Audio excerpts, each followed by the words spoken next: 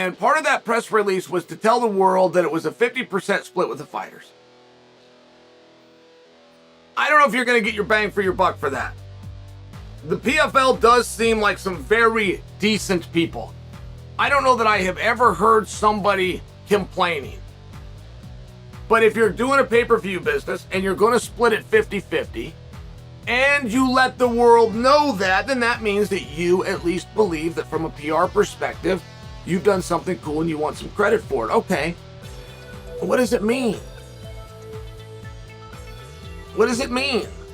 Chael Sonnen is not convinced that Jake Paul signing with the PFL is going to work out in his favor. When news broke that Paul had signed with the Professional Fighters League, there were mixed reactions among fans. One of the people who is on the side of caution with regards to Jake Paul signing with the PFL is former three-time UFC title challenger Chael Sonnen. Sonnen has questions about the revenue-generating potential of the PFL's pay-per-view efforts and how those profits are distributed to the fighters.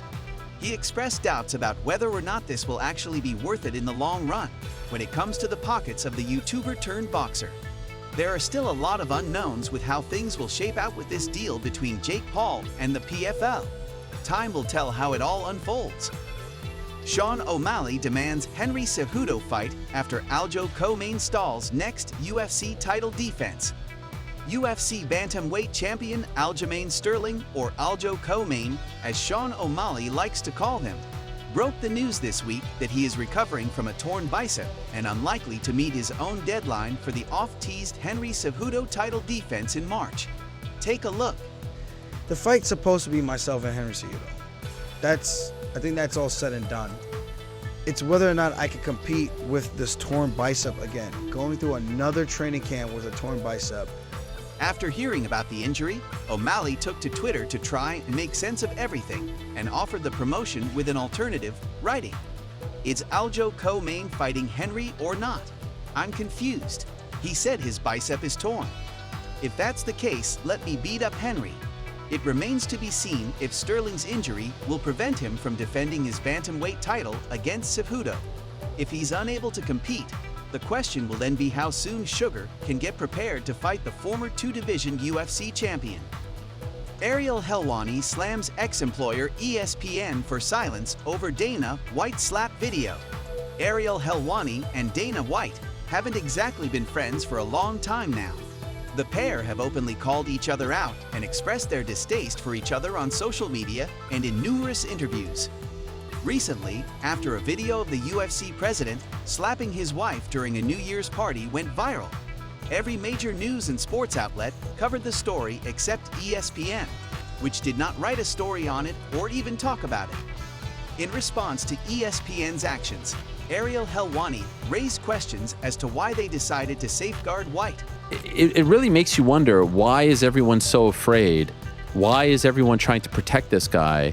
And why do they treat him with kid gloves? Is it because he is known to call up people and chew them out and they just don't want to deal with it? But it's like, you're ESPN, you're the major networks, you're like, why are you guys shying away from this? It is a very, very bizarre thing.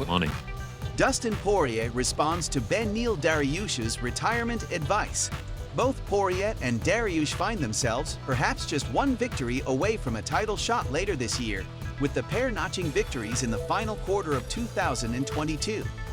Despite that though, the Diamond isn't interested in facing the number 4 ranked 155-pounder. In a recent interview with Submission Radio, Beneil Dariush had some advice for Dustin Poirier. Take a look. As to like, what is it that doesn't excite him about me? Is it like, are my fights not exciting enough, or is it a skill issue, or is it just because I don't have the name? You know, if it's just because of the name, man, he should really consider, and I say this as nicely as possible, I'm not trying to be a dick, but he should really consider retiring. Because if you're gonna look for the names, if you're gonna look to fight only guys that, you know, the name will get you, bro, there's dogs coming. There's dogs, and they're young and they're hungry and they're looking to kill. You know, there's guys out there already, and like there's not a whole lot of Michael Chandlers left out there in the division. Like, how many more fights like that can you get? You're gonna have to fight one of these. And soon after that, Poirier responded to the 33-year-old's retirement suggestion on Twitter. "Thanks for the advice, Benny," Poirier said. "Not sure if you're into hot sauce or not, but if you are, free shipping on me." Suffice to say, the response certainly won't have served up the clarification Dariush was after regarding Poirier's dismissive attitude towards a possible matchup. Your favorite sportsbook, BetUS.com, is back for our 28th year of NFL action. With the industry's biggest sign-up bonus of up to 200%, BetUS offers our members the opportunity to cash in on all your favorite sports, including NFL, NBA, MLB, and more. Sign up at BetUS.com today to get into the action. Charles Oliveira believes he's just one victory away from a lightweight title shot. Islam Makhachev dethroned Charles Oliveira with a dominant submission win at UFC 280 in October. However, Do Bronze doesn't consider himself too far removed from the lightweight title scene. Oliveira, in fact, is confident of being just a single victory away from getting another shot at UFC Gold.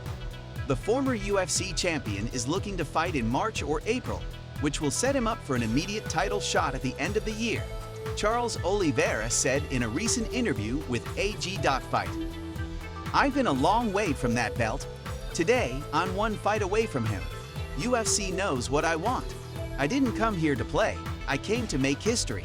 I want to fight around the end of March, April. That's my timing. I need to fight on that date. And I need a guy who, if I win against, will definitely be the next challenger for the title. So I, in March, April, catch a guy who puts me in front of the goal again for the title at the end of the year." Daniel Cormier believes Khabib's mixed martial arts exit shows how special he is. It appears that Khabib's time in the sport in any capacity has come to an end, with reports stating that the Russian standout has decided to call time on his involvement in mixed martial arts.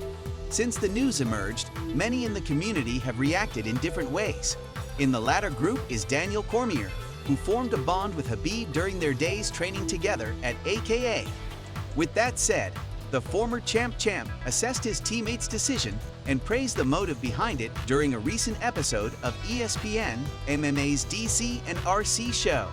So for me, it's just another instance in which Khabib shows why he's so special. Because the lure of so many things, right? The fame, the money, all that comes with broadcasting, to be able to say, for you also, who says, my time away at the beginning of the week is enough for me.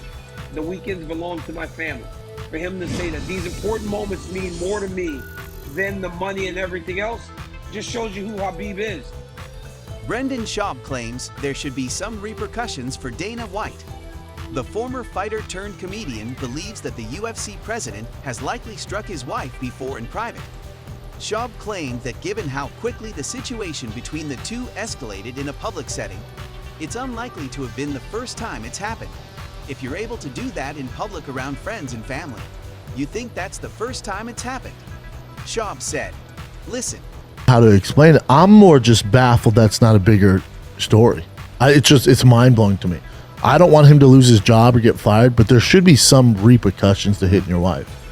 And my other thing to that is, if you do that in a public place, why Dana's at a Senior Frogs, I have no clue. I don't know what it was, like basically a Senior Frogs, but if you're able to, any drug you're on, I don't care.